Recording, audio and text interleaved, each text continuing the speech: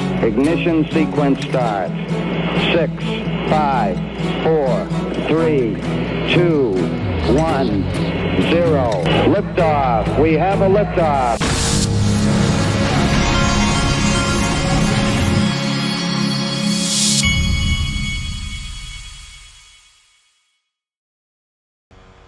Hey everybody, this is the Digital Asset Investor, and I just got a fresh cup of coffee.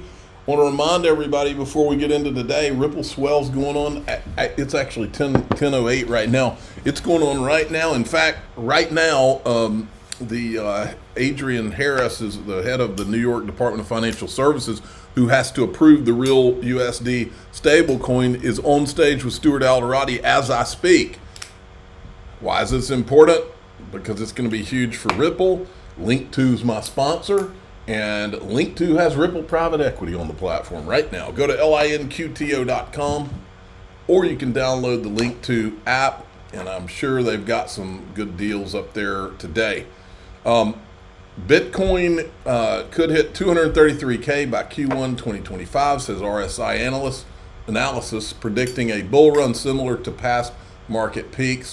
I think everybody's predicting that. Rob Cunningham is at Ripple Swell. Here's a picture of him with Brad Garlinghouse. I just saw a picture of him with, what's the guy's name? Jim, is it Jim Willis? I can't remember the guy's name. Anyway, I just saw a picture.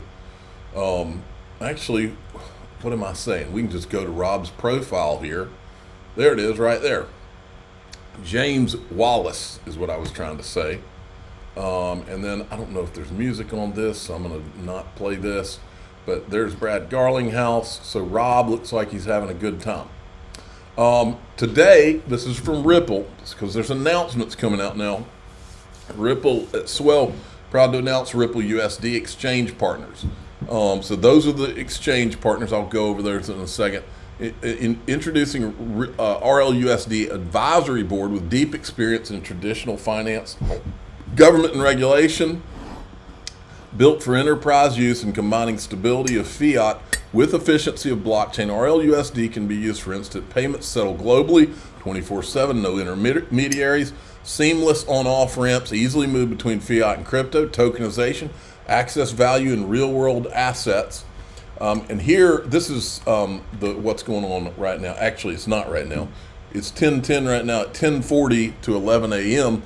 Stuart Alderati and Adrian Harris. This is what Ripple is waiting on. They're waiting on the approval, the final approval for the RLUSD stablecoin. I'm betting dimes to donuts that approval is announced at 10:40 to 11 a.m. Why else would you do that? And then this is a tweet that had gone out from CoinDesk. Ripple stablecoins operationally ready as the firm named exchange partners, market makers, and advisory board for RLUSD. Firm is now waiting for regulatory approval. And then here's the firms.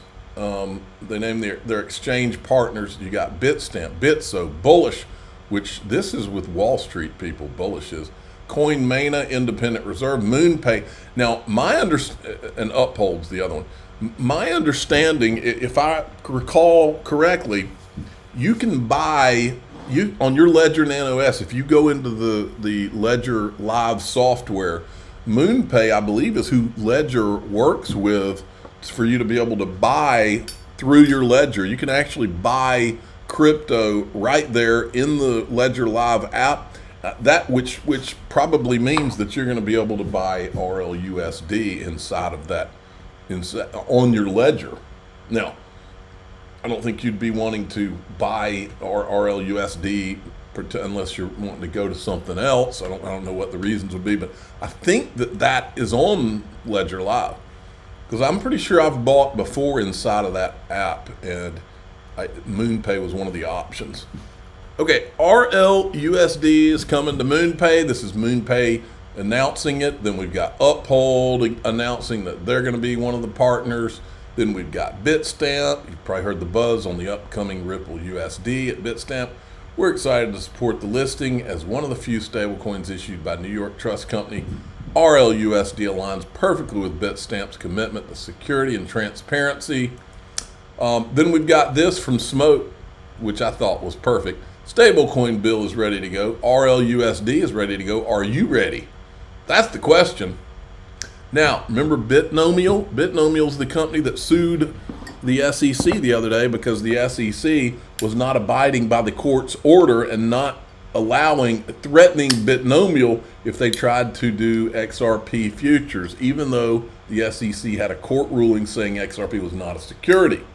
So Bitnomial's suing them. Well, now Bitnomial is announcing the upcoming launch of perpetual futures on our CFTC regulated Bitnomial exchange. As a part of that, we'll be launching Botanical, a platform for all investors to trade perpetual futures, traditional futures, and options. And it's backed by $25 million Series C led by Ripple. Go figure. Now, this is something I've been saying for years now, and I'll do to give you a brief summary of my theory that I posed probably 5 years ago now. My theory has always been that somewhere behind XRP and XLM, Stellar and Ripple, well, it's not a theory. That part's not a theory. We know that the Founders Fund, which is a bunch of PayPal mafia guys with Peter Thiel, invested in OpenCoin before it was actually Ripple. So it was OpenCoin to build a better Bitcoin. We also know that Stripe, and remember, Stripe is the back-end payments for the X platform now. We know that Stripe tried to buy Ripple, or OpenCoin, one of them, early on. And we know about that time Stellar and Ripple had or Jed McCaleb and Ripple had a falling out, and he went off to form Stellar. And my understanding is that part of the argument was over that Stripe wanted to buy Ripple and maybe Chris Larson didn't want to do it, or what, I don't know. So anyway, he goes and forms Stellar. Well, who's the first investor in Stellar? Well, they give him millions of dollars in return for 2% of the XLM. So here we got this Elon Musk guy who's an ex-PayPal guy, all of his buddies ex-PayPal guys. He's got an obsession with the letter X. He's putting low orbit satellites up. He's got SpaceX, he's got Starlink. He's putting all these low orbit satellites up. Meanwhile, over here you got Ripple and Stellar who are over and over and over saying we're going to bank the unbanked and all this kind of talk. Well, how do you bank the unbanked that are out in the middle of Africa? They don't have an internet connection. Well, with lower orbit satellites, exactly like what Elon Musk is doing, you could do that. You could have nodes on the satellites. You could have payments. Ripple even has a commercial with an astronaut beaming a payment down to a wedding. How do you do that? You've got to have the low orbit satellites. So I've always felt like somewhere, somehow, Elon Musk, the PayPal guys were all behind Stellar, Ripple, XRP, XLM, and that all of this stuff, and that this is about creating the X app, which is going to be the WeChat of the United States, the Everything app. You can see it all coming together. So here, this is today. Stellar does their conference at the same time as Ripple. And so they're doing it right now. It says Stripe announces using Stellar as a payment rail. Okay. Stripe, remember Stripe is the same company that like 5 or 6 years ago, they were going to use Bitcoin for their payments and they tried it and it didn't work. So they bailed on it. But what does work? XRP and XLM. Stripe owns 2% of the XLM supply to this day, as far as we know. Been covering this for 5 years. Truth is showing up to the party now. It's true. This is an interesting little clip about Brics that was going around yesterday. In the Brics meetings, there were very good agreements made regarding the financial and monetary sphere. Iran made good agreements with the Central Bank of Russia during the period when they were the secretary of Brics, and we had good agreements regarding the connection of card networks and monetary and financial cooperation, all of which we have raised in the Brics. For example, today in the Brics, the issue of paying for the transactions with local currency is one of the issues, and a very good agreement has been reached. Good agreements regarding global reserve payments and the use of bonds for payment were also made. We now have a global financial system based mostly on the IMF, the World Bank, and Western countries. Unfortunately, due to the political interactions with those countries, today the world is considering other arrangements. Definitely within the Brics group of countries, such arrangements will be made between the member states. We have a payment system between countries based on local currencies. That was one of the topics of this meeting. China, Russia, and Iran are very interested in it. We have moved towards being able to conduct transactions with other countries in local currencies and reduce the role of the US dollar in international transactions. Russia has also made good progress. I think the Brics countries have developed well and will definitely develop in the future. The new development bank, created by Brics, can pursue many of the development goals of the Brics member countries. Because today, the World Bank operates within the framework of the goals of the United States and Western countries. We hope that NDB will play this role for the Brics member countries, and we want to become a member of NDB.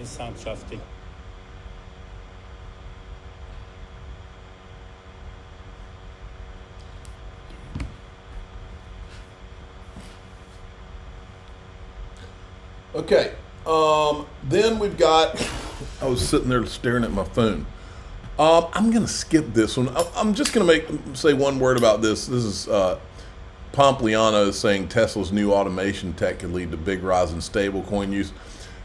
Let me tell you this. Years ago, and I can't find the clip. Somebody out there listening to my voice might be able to find the clip.